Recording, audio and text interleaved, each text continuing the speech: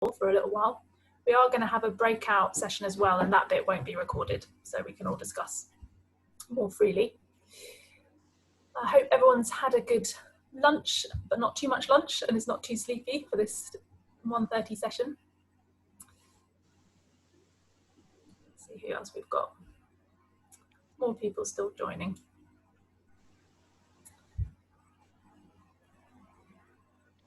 Okay, so hi everyone who's just joined. I'm Jess from Feedback, which is a national food systems charity. We're really pleased to be convening this session. It's going to be focusing on a set of issues that are very close to our hearts at Feedback and that we've been thinking about a lot, both before the pandemic in terms of trying to work on regional food systems, and increasingly since the pandemic in terms of reacting to the issues that that caused in our food system. This session's going to run for an hour and a half, so we'll finish at 3 p.m. And the way we're going to structure it is probably like all the other sessions. We're going to have some inspiration from our speakers. Got 3 really interesting speakers to share some ideas with you. And then we're going to have 3 breakout discussion groups, and then we'll share the ideas that have emerged in that at the end, and then we'll wrap up. This is hopefully a very practical kind of ideas focused session. We wanted it to be positive and forward facing, and to really think about what can be done within the context that we're facing at the moment in the food system, particularly post pandemic, or as the pandemic continues around us. Don't know why I'm saying post. Unfortunately, one of our speakers, Renee from Foodworks Sheffield, he had a bit of a work crisis and couldn't join us today. So we're really grateful that Ian Chambers from the Brighton Food Factory has agreed to step in at the last minute. And alongside Ian, we also have Lucy Antal from the Alchemic Kitchen, my colleague at Feedback, and Corinne Bell from Open Kitchen Manchester. And we've also got my colleague Helena Appleton, who's helping host this meeting. So if you have any technical issues or anything like that, please let Helena know through the chat. Cool. So before we get started with our speakers, we wanted to get a sense of, as this is going to be a discussion, we wanted to get a sense of who's in the room. So Helena's going to post a link in the chat with a little poll, which has a little survey to tell us, oh, and there it is, to tell us who you are or what you do in life. As you can see, there's a couple of different categories. Everyone's a concerned food citizen. Oh wow, this is great. You can watch it changing as it goes. I realise that a lot of us fit into many different categories, but it's interesting to get a sense of who's here. So while everyone's letting us know who they are or choosing their identity for the day, I'll introduce the session a little bit further. So we called this session Beyond the Food Bank. And that was in reaction to the fact that, as many of us have experienced, one of the starkest outcomes of the pandemic, beyond the kind of health crisis, the public health crisis, has been the impact it's had on our food system and on the ability of people in the UK to access food. And that has taken lots of different forms. There's been the impact, direct impact on people's incomes and their ability to afford the basic necessities of life, including food. There's been an impact on producers and on supply chains, which is ongoing. There's been an issue of physical access to food, which has been exacerbated by the pandemic. And there's also been, sorry, my notes just disappeared. There we go. There's also been problems with the supermarket supply chains and the kind of concept or frame of instant and continuous food availability, which fell over back in March, albeit for quite a short period. And one of the things we found, and I'm sure others did as well, was that the pandemic really revealed in many ways the limits of the food bank model of charitable food aid as a panacea for food poverty, or rather for income poverty and inequality. There's lots of stats out there about this, but some shocking ones. In March 2020, 1.9 million people accessed support through a food bank, and that's just official food banks like the Trussell Trust. That doesn't cover all the many informal food banks that are out there. During the lockdown, 100,000 people accessed food aid for the first time. So it's really been a problem that's been massively accelerated by the economic crisis stemming from the lockdown. And 56% of those new claimants to food banks were due to a drop in earned income. If we think about the northwest, Merseyside, where Feedback does some work, contains 5 of the most acutely deprived food desert neighbourhoods in England. So that's an issue that obviously pre-existed COVID-19, of areas where there's really very little access to good food. We all know about these problems, and a lot of us are looking for solutions, and hence the title of our session. We wanted to think about solutions, wanted to think about what happens next. It's clear that in the UK we have a problem with getting good food to people at a price that supports growers at a fair price. And we think at Feedback that some of the solutions to that problem may well be regional and local, regionally based and locally based. So I'm now going to stop talking and hand over to our speakers for a little bit. So we're going to start with Corinne Bell, who's from Open Kitchen Manchester. She's the founder and director of that organisation, which was formerly Real Junk Food Project Manchester. It's a waste food social enterprise that works with a huge range of food businesses to stop edible food from being wasted. And I'm sure she can tell you a bit more about that. But Corinne also sits on the Good Food Greater Manchester Strategy Board, and she's involved in a number of projects around food policy, sustainable food futures, and plastic-free living in Greater Manchester. So she's going to be the first of our speakers to give us a bit of inspiration around possible solutions to this problem. Over to you, Corinne. Thanks, Jess. So as Jess has said, one of my roles in Greater Manchester is sitting on the Good Food Greater Manchester Strategy Board. The board includes representatives from public, community, health, private sector, food and drink businesses, and it aims to define and pull together a really holistic vision for what we mean by good food in the city region and where we want to be in 10 years, 20 years, 30 years. It felt important in Greater Manchester to pull food as an issue really holistically together, because historically the issues of food poverty and food sustainability strategies have been developed in isolation from each other, and what that's meant is they can sometimes say very contradictory things. So the food poverty people have previously often said that food needs to be cheaper and that we need to access more food that would otherwise go to waste to support people in crisis. And our emergency food provision is currently incredibly reliant on food waste. The food sustainability people on the other side of things tend to be saying that food needs to be more expensive to recognise its value, to make farming in the UK a viable career choice going forward, to account for climate change and sustainability, etc., etc.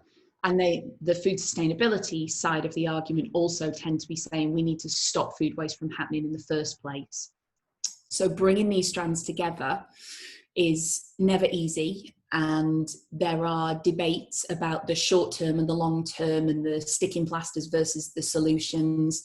But one of the things that the Good Food Greater Manchester Board have found in trying to bring all of these strands together is that the idea of food citizenship can be a really important concept in tying these two strands together.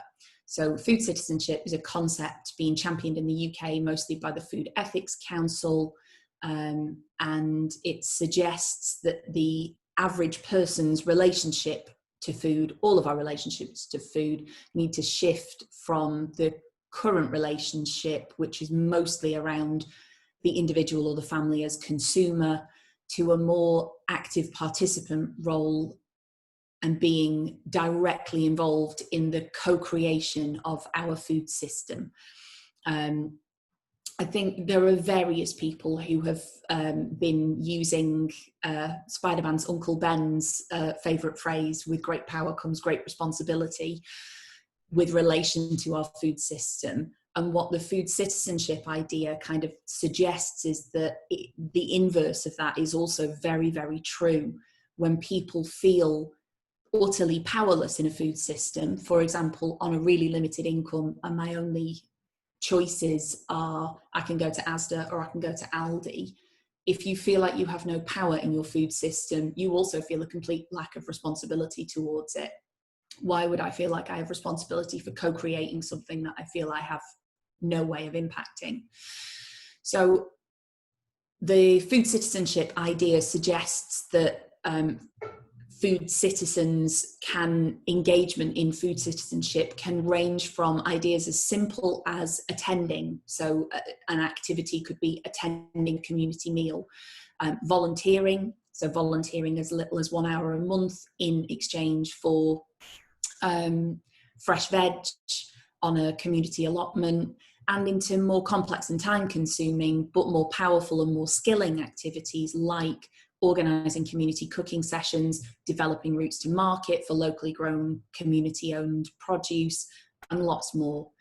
And I guess what we're imagining is a future where it would be utterly normal and just a part of neighbourhood life to have a mix of economic activity that would mean that food was really valued, and non-economic activity around food that was about growing and eating and cooking together, and that would be for the whole community and not something that was a dedicated food poverty project that therefore tends to have a lot of stigma attached to it. So that's a kind of whistle-stop tour of food citizenship and how it relates to the strategies that are going on in Greater Manchester at the moment. And I hope that that's in some way helpful for framing the some of the ideas we're working around. Thanks very much, Corinne. That was very interesting. I think we've probably all heard about the concept of food citizenship before, but I've always found it a little bit unwieldy, and the way you framed it about without power is very difficult to understand or really use responsibility. Helps make it much more concrete. So our second inspiration is from my colleague Lucy Antal, who is the founder of the Alchemic Kitchen. The Alchemic Kitchen works alchemy with surplus food to produce new products, and in the process to provide food experiences and food skills to local people. Lucy's also a research associate at the University of Liverpool, which is engaged in several research projects with the N8 Agri-Food Group, and she's an active participant in sustainable food cities and various other local and regional projects around food. Too many to list, Lucy. So over to you. Okay, thank you. Hello, everybody. Thank you for joining us today. It's great to have so many of you here and interested in what we want to witter about. My part of this conversation, if you like, is to sort of focus a wee bit on this idea of access to food and what exactly are the problems and issues around that access for some of our people. Lucy, could you lean in into your microphone a little bit, because you're a little bit faint. No problem. Yeah. Can you hear me now? Okay. Right. I've completely lost my thread. Sorry. Give me a second. Yeah, access to food. It's not always about finances. It's also quite often about the spaces in which people are existing, the spaces in which their environment is. So I'll give you an example. In lots of areas of Merseyside, we used to have a really fertile and brilliant agricultural sector. We had farms all over the place. They have all disappeared and have been turned into housing estates, many of which were created in the 60s and 70s with a view to us all having flying cars in our driveways. So as a result, they are very, how can I put it, they're very curly. So nothing is in a straight line. So if you are not able to get into a car, or if you don't have the wherewithal to get yourself in a taxi or whatever, and you've got to walk, you find yourself walking potentially a mile further than you should do, just because of the configuration of how the housing is. And originally, a lot of those estates were built with this idea of a small sort of parade of shops, which inevitably have now deteriorated into a chippy, if you're very lucky, a post office, a vape shop, and probably a Betfair. And as a result, it means that you've got lots and lots of people in these suburban spaces unable to access food apart from getting into a car or getting onto a bus and traveling a further distance to somewhere else. And this was really highlighted during the COVID-19 issues and during the sort of lockdown that we had, in that people who were shielding or people that were elderly were not able to go and get fresh food. And that led to us looking at why this was, what it is that could change about that. And in particular, in the area that we're operating in Knowsley, we discovered that there are Aldis and there are Asdas, but there's literally one of each of them in a borough that's got sort of, 400,000 people living in it. And the rest of the supermarkets tend to be kind of Nissas and fast food and frozen food shops, and there are no greengrocers, there are no butchers, there are no bakers. So that makes it really hard for people to access fresh food and to be able to make the choices that they are encouraged to make through public health and also anti-obesity strategies, anti-sugar, etc., because it just simply isn't there. So the question is, how do we reinvent our neighbourhoods, as Corinne was saying earlier, to make them into places where people can actually access food in a more holistic way, have some autonomy over what they're given, and be able to make choices for themselves. And one of the things that we've looked at a lot under the regional food economies model that we do at Feedback is this idea of the 15-minute city, which is sort of starting to sort of like take a bit of traction, which is again this idea that everything that you might need for living is to be within a space, within a 15-minute walk or bike ride of where you are. Now, I'm very lucky because I live in a space like that where I can literally walk and I can get all of those things, but I know that I'm very privileged to have that. So how do we change it so that other people's neighborhoods become a space for them to live in rather than just exist? How do we make it that it's not always predicated on the fact that if you can't get to a shop by a certain time, you can still buy food? If you are having to travel for work, that you can still buy food when you get home and not have to rely all the time on deliveries and instant meals, etc. So those are some of the things that I just wanted to highlight and say, things to think about. How do we make it easier for everybody, irrespective of their status, of their jobs, whatever, to access good food?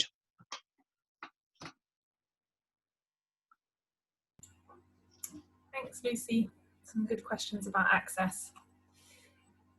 Okay, so now we've got the last of our speakers who's joined us very kindly at very short notice. So I'm delighted to have with us Ian.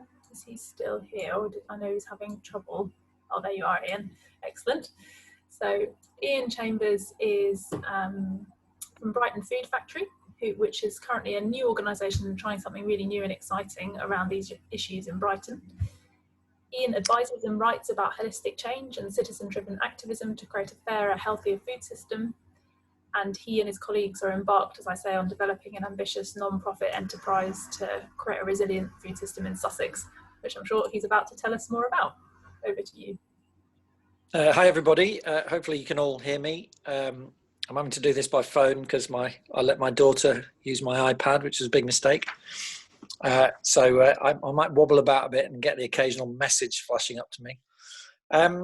If I tell you just a little bit about myself, so that introduction makes me sound quite important and like I've got it figured out, but I come to food inequality through, I used to run my own cafe called 7B's Cafe, and I enjoyed it, but it just didn't quite satisfy me sort of personally in the way that I expected it to when I opened it.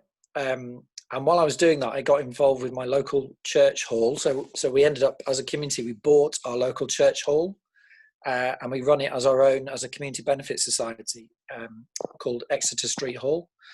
And then that led me to the Bevy. So the Bevy pub is the UK's only community-owned pub. We don't actually own the building, but we own the business. And it's based on a sort of collection of housing estates. And Lucy's description just there, she could have pretty much been describing our estates. So the Bevy was the last pub on the estate. The others had been closed down, as many pubs have been. And when that pub closed down, it was a sort of dreadful antisocial pub that had been kind of co-opted by people and turned into the kind of place that made people feel ashamed of it rather than proud of it. So when it closed down, local people said, but we need a pub, so we want to reopen it. And it took 4 years of campaigning and fundraising to reopen the pub, and an awful lot of money, most of which came from outside of the community through funding, but about 50,000 quid came from this very low income estate. And when we opened the pub, we thought everything was fantastic. We'd achieved this amazing thing, opened the pub, and about a year in, we had a big, we got a big award, and we spent 10,000 quid in one day entertaining the community, and we had free food. We had a hog roast, everything free, and we noticed there was hundreds of people there we'd never seen before, and the penny suddenly dropped. It's because they couldn't afford to use our pub. So we thought we'd done this incredible, inclusive, community-owned, ideal, held up as a kind of example to the rest of the country, and it was like, shit, we haven't touched the spaces we really need to touch. And so from that moment on, as a pub, we've strived to do something about food inequality, and that led me to the Brighton Food Factory. So I was trying to figure out how we might, say, use surplus and turn it into meals and add value to it and create employment. I was also looking at other methods, and then suddenly COVID came along. So I actually only started the business in January this year, and then in March it was clear that that while I was part of the community response on our estate in Moulsecoombe, and we could see this incredible community response by a community that had already been energised by things like the bevy and by its school, primary school, being particularly proactive about poverty and about different ways of doing things. So we already worked together, and we served hot meals in week 1 of lockdown, and by week 3 we'd had 3,000 meals cooked and put away, ready for the rest of COVID. So that was an incredible response, and it showed me and it showed our city that actually communities often have got this stuff sussed, and they can probably figure out a lot of their own problems. But what was also apparent was the problem is the food system is, as the two speakers have just said, isn't geared to the community responding to its own needs. So it's built for supermarkets, and it is very hard to shift the food system as it is. We're talking about 10, 20, 30, now 40 years of this. But the COVID response showed me that actually, given the tools and given some change in infrastructure, actually the communities could probably deal with a lot of the needs for themselves, by themselves, and they just need some help and need some funding. So that has led the food factory to we became a food wholesaler immediately. So we started to go to local farms who'd seen all of their, a lot of their customers were in the hospitality trade, and that had all disappeared. So in order to try and keep them going, we said, let's go and shop at local farms. And we persuaded the Brighton authorities to be buying produce through us to go into the emergency food response that was largely being paid for. So it was sort of like a food bank system. And that has led us to now the sort of next stage, which is if we can build some infrastructure. So in other words, if we have a depot, if we have chillers and freezers and maybe some cooking and processing facilities available to any of our communities and to the city, we can work towards a different food system. So communities would carry on and expand on what they've been doing in terms of social supermarkets. So we've got about 6 due to open in Brighton in different communities, all in working class communities. We've got lots of cooking groups that are brand new and are already feeding up to like 150, 200 meals a day, 5,000 meals a week. They ideally would get fresh produce, not what's left from fair share, and not the sort of tail end things. They'd be getting the freshest, best produce for their cooking.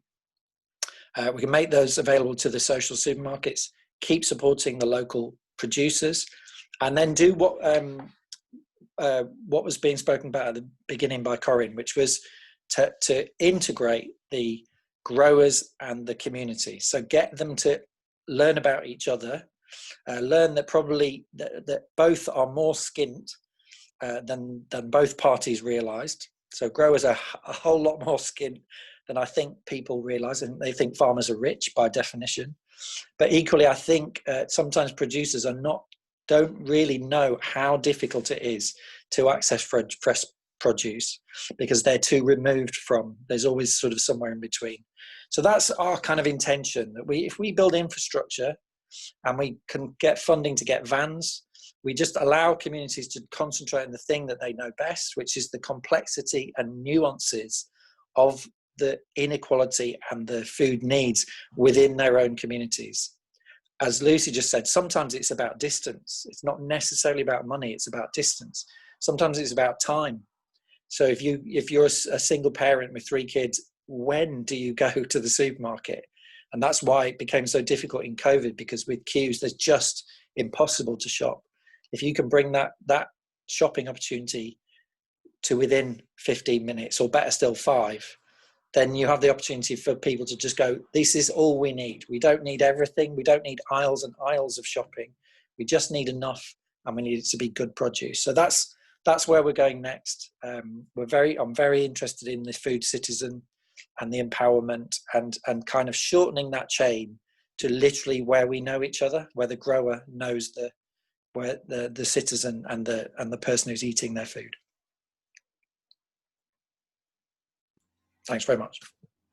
Thanks, Ian. Thank you. That's a really interesting story. I don't know if everyone can see the poll about who's in the room, but we've got a couple of growers, we've got a couple of what I've called distributors, which was people who work in the supply chain or in the charitable redistribution world. We've got nearly half of us work in policy and activism. Hey guys. And then we've got a few people who describe themselves primarily as concerned food citizens. So we've got a good mix. So I just wanted, before we go into a kind of discussion where more people can speak, to see if anyone had any questions specifically for the speakers. Sorry guys, I didn't warn you I was going to do this, but here we go. I just wanted to double check whether any of the audience wanted to ask any of our speakers any questions about what they've been doing or the experience over the past few months. Yeah, hi Laura. Hiya. This is exactly the conversation I've been having recently. I work for Food Partnership, and it's really the picture that I get from the amazing people actually who work, who are high up in the food banks locally. Absolute respect for these guys, but they view kind of organic food, or primarily organic food, or kind of environmentally responsible food, as a luxury lifestyle choice that really is not relevant to them. And I'm interested from the speakers, how do you have any recommendations of or experience of bridging those gaps and connecting to those people with that mindset? Cool. Thanks, Laura. That's a really good question, something that comes up a lot. Would anyone particularly like to field that? Lucy or Corinne, you're both like, yeah, go Corinne, go for it.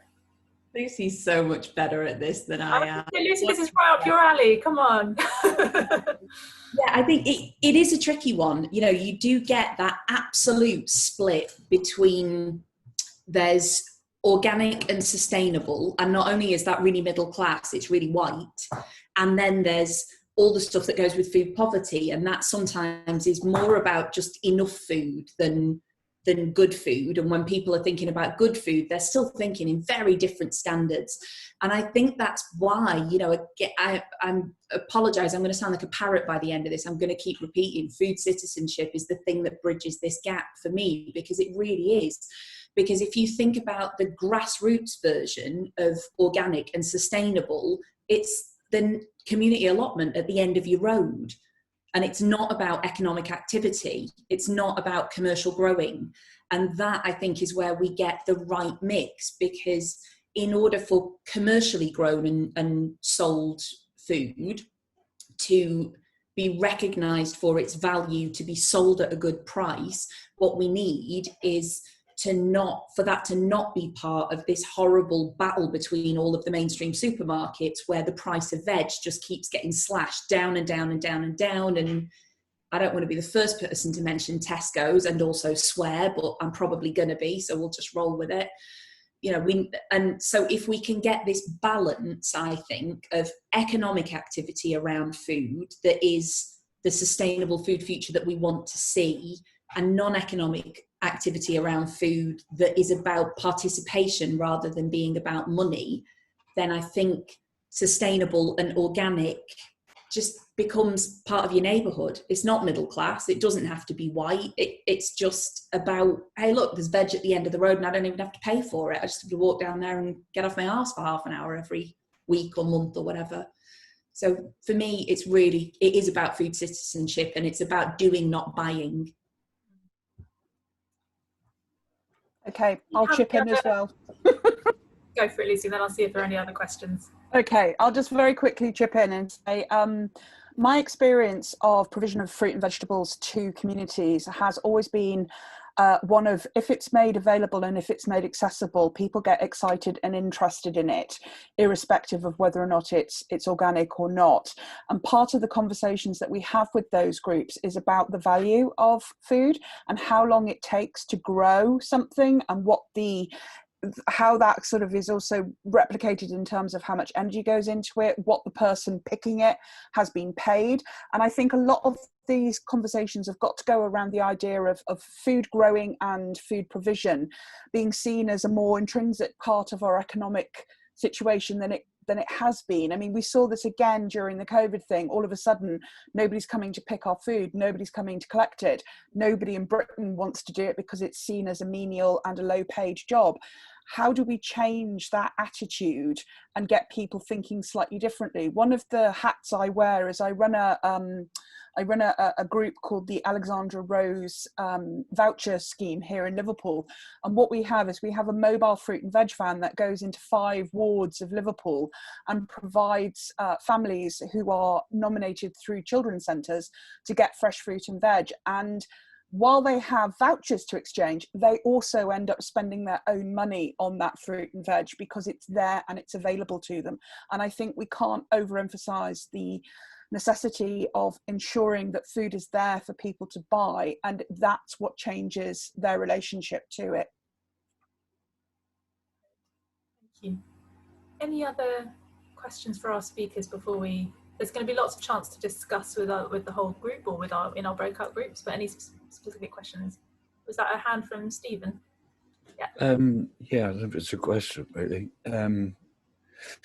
Well, that's very interesting. So I work in the organic sector. So I work for an organic certifier. One of the things that we've just recently done is to explain to the NFU, who were against organic environment scheme holders getting money from the government for simply farming.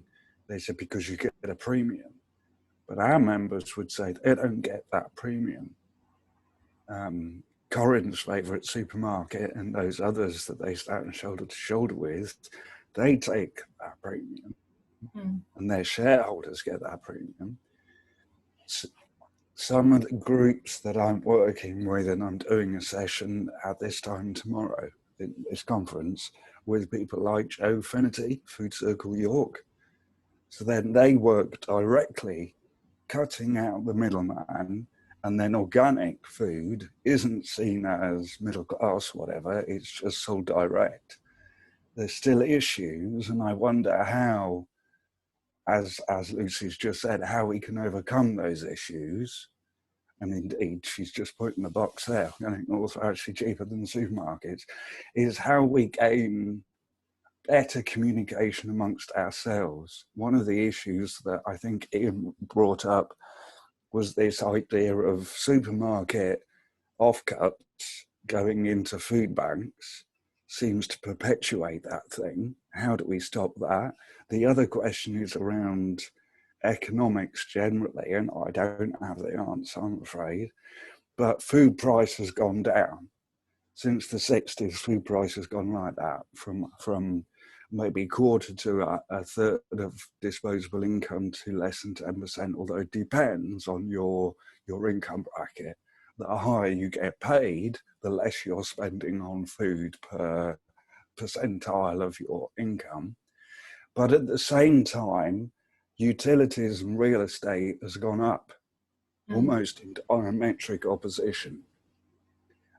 And underlying all of that, we now have less farmers than we did 12, 15 years ago, and farms are getting bigger.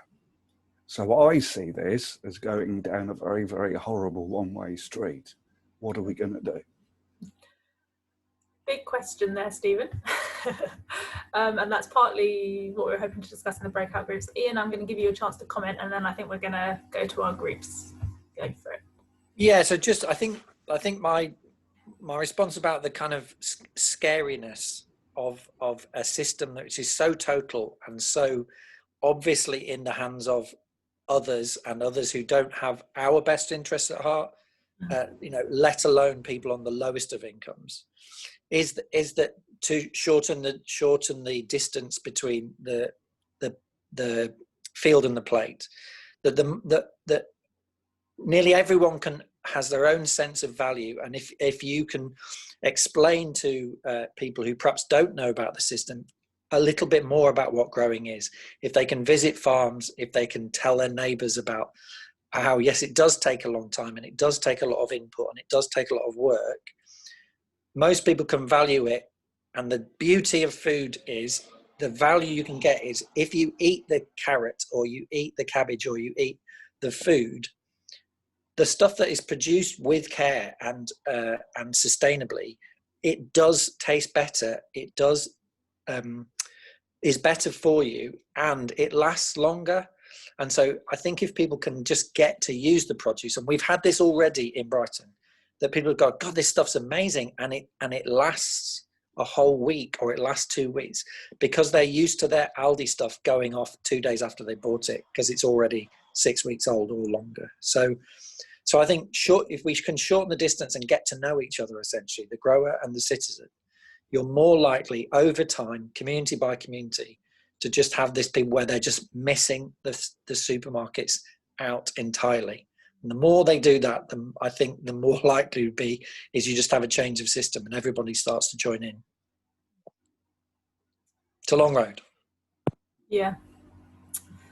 No instant solutions. However, we are now going to have a think about solutions, riffing off some of the ideas that have been already thrown into the mix by our speakers and by people asking questions. So what we're going to do is split into, I think, 3 groups, right, Helena? There's 18 of us, so we can have a relatively small group discussion. We're going to introduce ourselves to each other and then try at least to do a sort of form of brainstorming that is around quantity rather than quality. So it's an invitation for you to turn off your inner critic and the person who says, oh, that's just not possible because blah, blah, blah, blah, and to throw ideas into the mix in response to a question that I'll share in a minute, without any editing and without editing each other. So for the first piece of the session, we're just going to throw as many ideas out into the mix as possible, or write them down, or whatever form works best for you. We'll provide a few different formats. And then in the second half of the breakout session, we're going to have an opportunity to kind of sift through what's emerged and start to pick out the ideas that have felt most promising or most real at this current point of time. I know this is a little bit difficult because we all come from different backgrounds, but that's part of the joy of the experiment. So the idea or the question that we're going to seek to answer, it's kind of the question at the heart of this session, is how can we connect regional and local growers, producers and citizens to increase access to good food, and especially for those struggling with poor access. I'm just going to stick that in the chat. And just to emphasize that our minds shouldn't be confined by, where would the money come from to do this? And it could be a charitable project, it could be something that's led by policy, by local government or national government. let's think big, or it could be a private sector kind of commercial idea as well. So that's the idea. I put that in the chat. And then Lucy, Corinne and I are going to facilitate those 3 groups. Is that all okay with everybody? This is the moment when everyone says, I don't want to discuss, and they jump off to another session. No, stay. Cool. Over to you, Helena, to do the technical wizardry. Aha.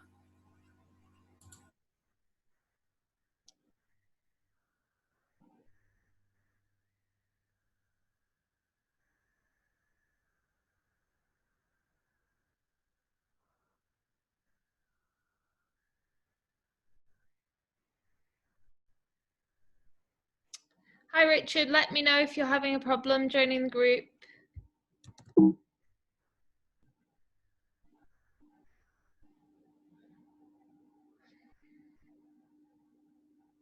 Down for me, like that whole, oh, who's going to be on the other side? Like, as you get sucked down the digital tube. It's quite exciting.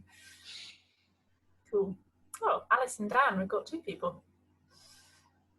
Okay, looks like everyone's back. I hope you all had good discussions. I know that we did in my group. So I think we're gonna try, and the facilitators are gonna try and sum up the main ideas that emerged out of their session, and then we'll see if that engenders any more particular responses. We're focusing particularly on kind of practical ideas that have been emerging or emerged in the course of your discussion.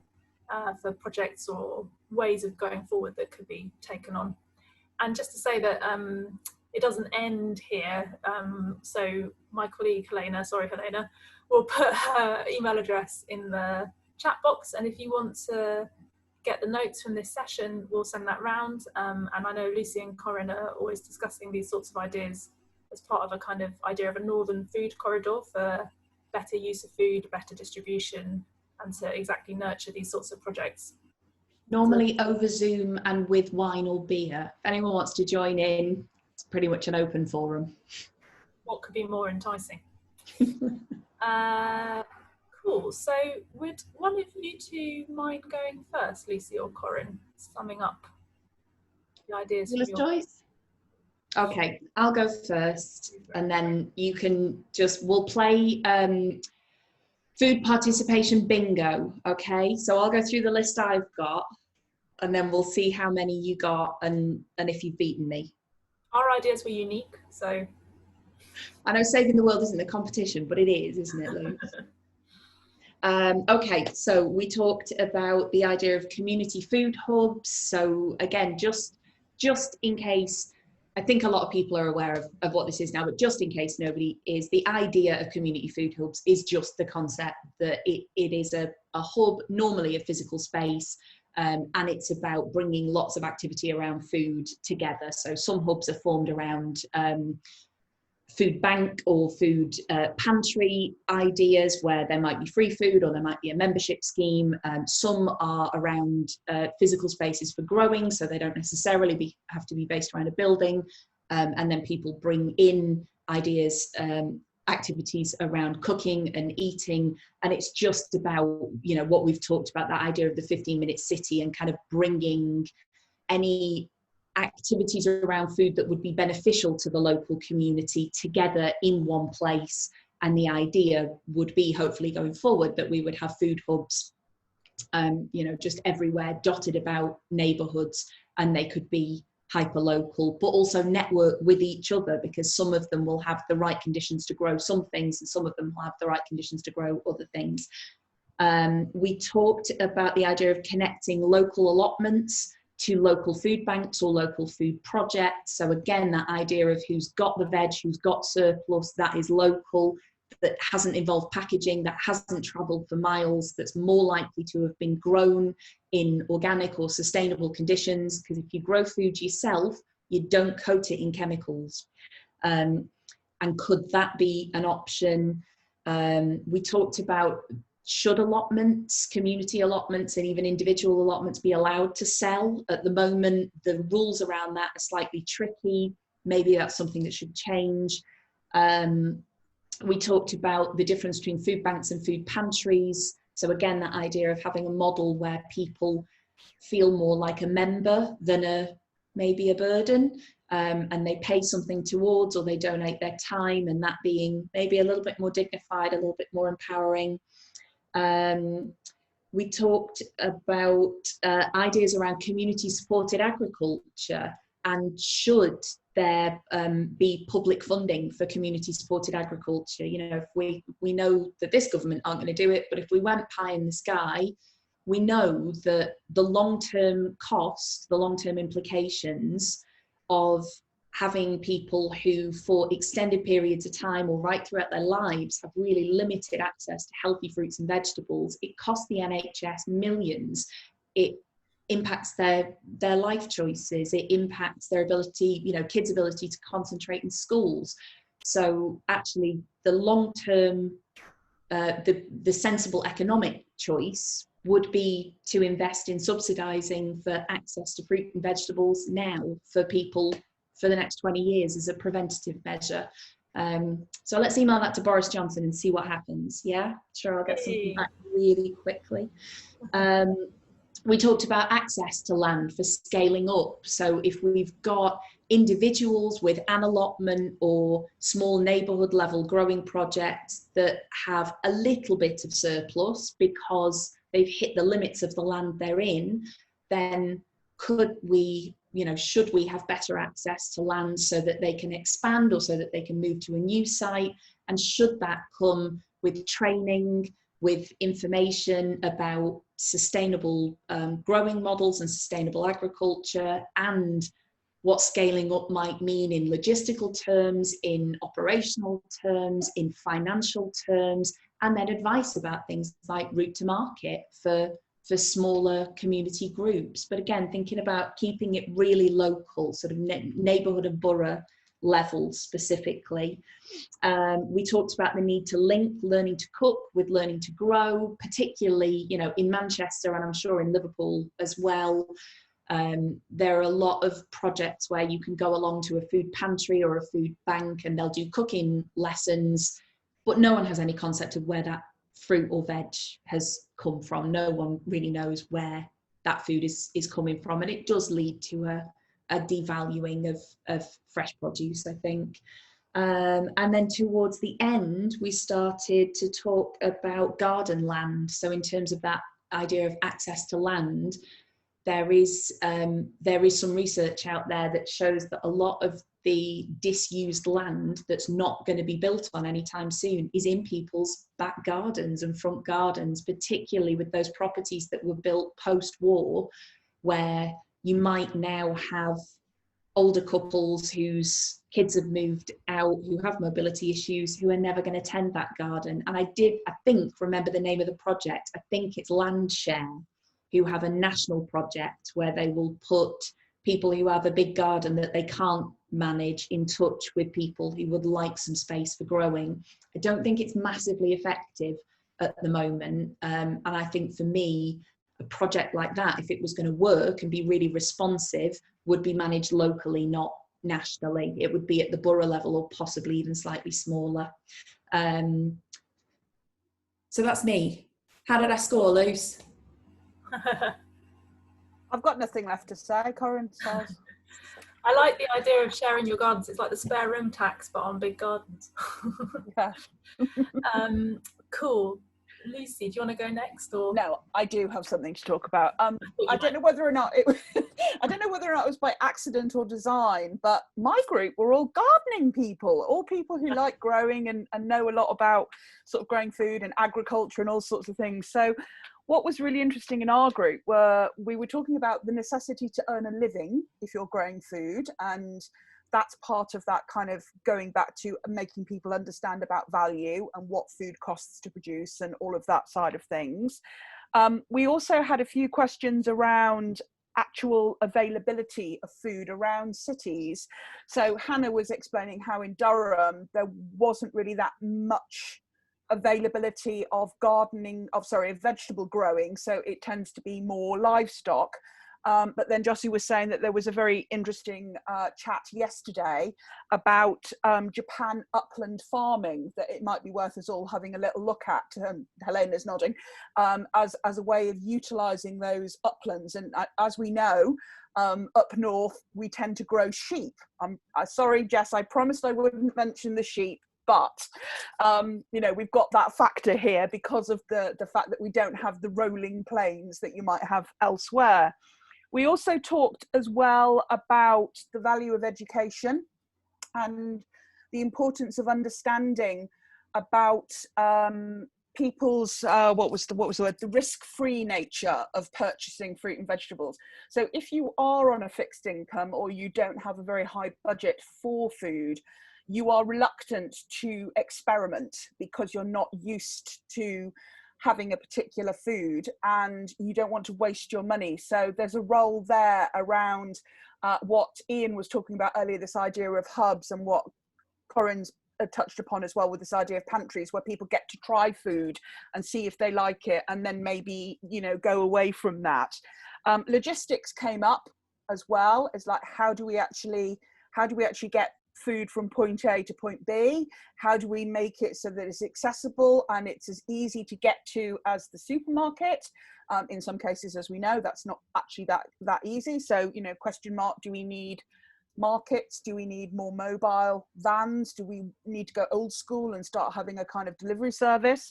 And then Katie brought up a great story about a Nigerian chef who was not able to access yams during lockdown and has therefore learnt to adapt her cookery to using swedes and turnips and other things that are grown here. So that led us down the rabbit hole of what else could we do that is just kind of like looking at a more kind of Northern Europe centric diet or menu that is based around what we can actually grow. And we've all agreed that we have too much kale.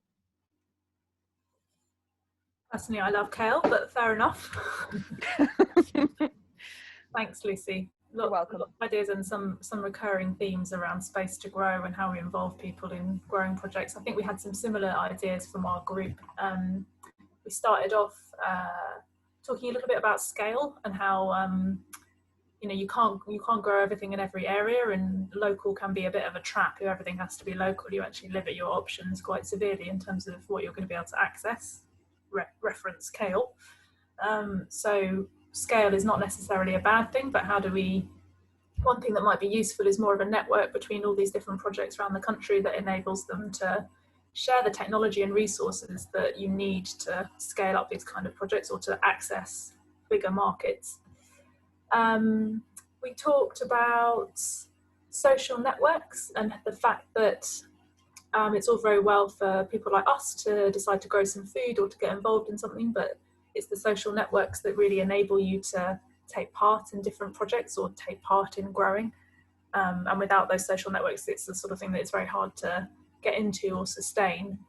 And we talked about the fact that those social networks can be seeded, but it has to come from within the community. It can't be something that's imposed from the outside. I'm going to throw in the phrase guerrilla growing just because I like it. We were talking a lot about space on big housing estates that's not being used.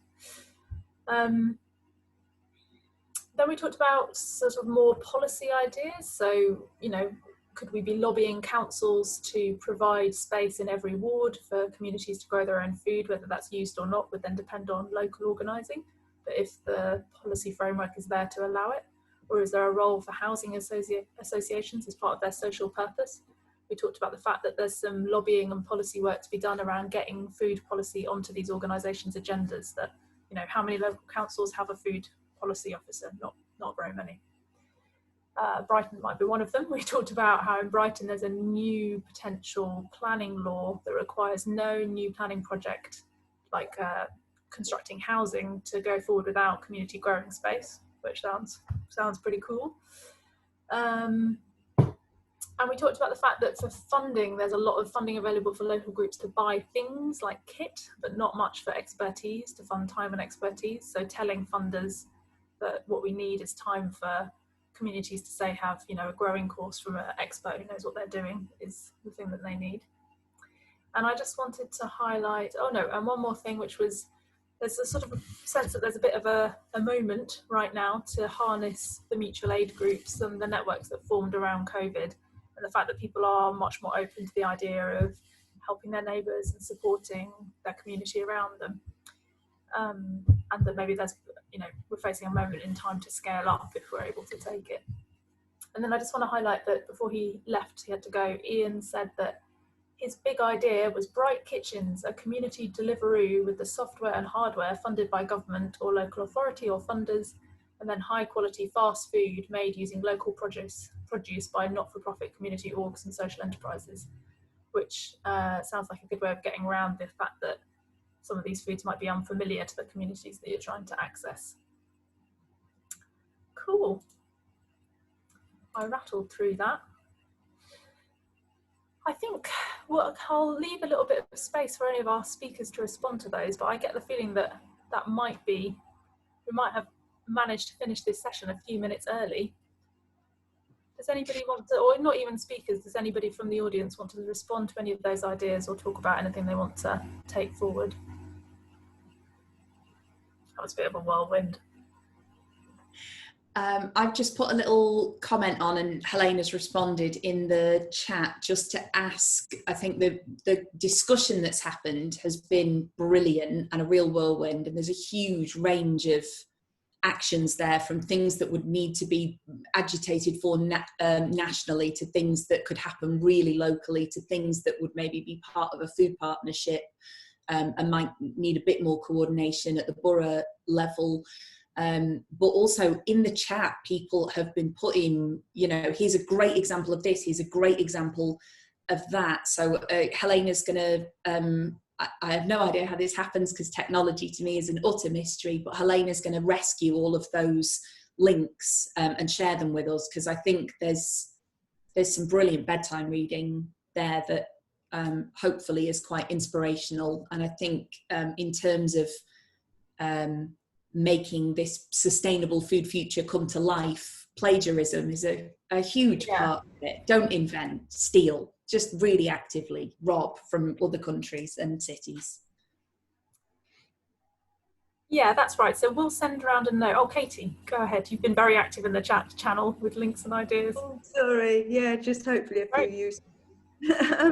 No, I just wanted to say that I think all this has been great, but I think perhaps one thing that's missed is rural poverty and rural access to.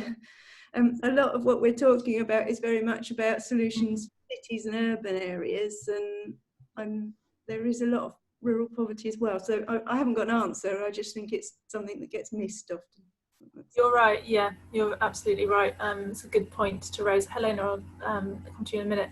I think we probably showed a bit of our biases there from the context that we're used to, but it's something that's very important to be considered and to work with rural communities to see what works for them. Helena, did you want to say anything? I was just going to say that the recording of the session will be available on the NRFC site, and the transcript should also be available. There's a bit of a backlog, so it might be a few days, but they should all be there for you. Absolutely. Okay, so we're going to wrap up there. So if you would like a write-up of this session, and we'll probably write up a blog as well and share that on Feedback's website, feedbackglobal.org. Please do contact Helena. I think her email is somewhere in the chat, or maybe you can contact her afterwards. She'll probably put it in again now. And we'll send you the write-up, and if you want to carry on the conversation, we can connect you to various other people. But thank you all very much for your energy and your enthusiasm midweek after lunch. I've really enjoyed it, and enjoy the rest of the conference. Thank you, guys. Bye.